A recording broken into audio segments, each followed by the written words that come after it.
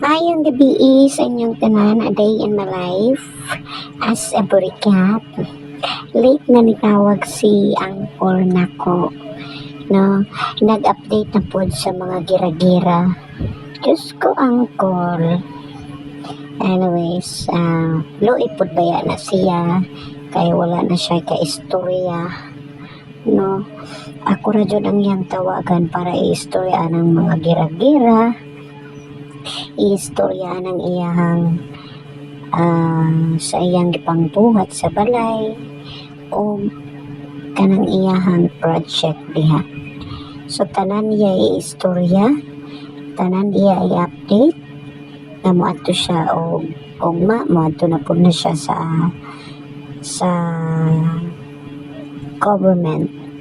Ambot asa na siya moadto, murag magkuhan sa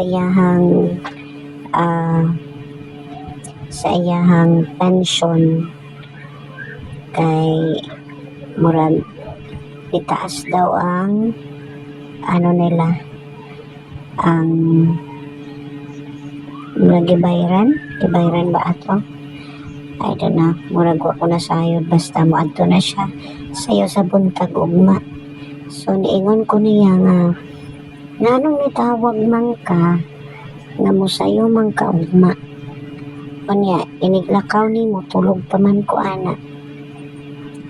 So siya nga dili man pwede nga deadly daw kuno siya mo tawag, kay nakasanayan na niya mo tawag matag gabi.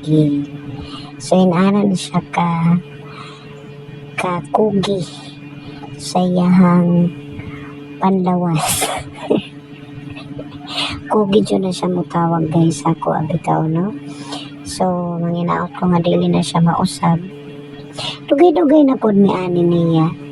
Sige, og video call adlaw-adlaw, niya ako siyang gipangumusta nganong sad face siya. Ana ko nga, you're not feeling well? No, I'm okay. So you better sleep because you're sleepy.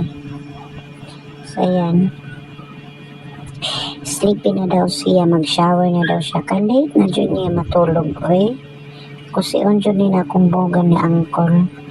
Dagang salamat mga kabunso, ug maayong gabi sa inyong tanan.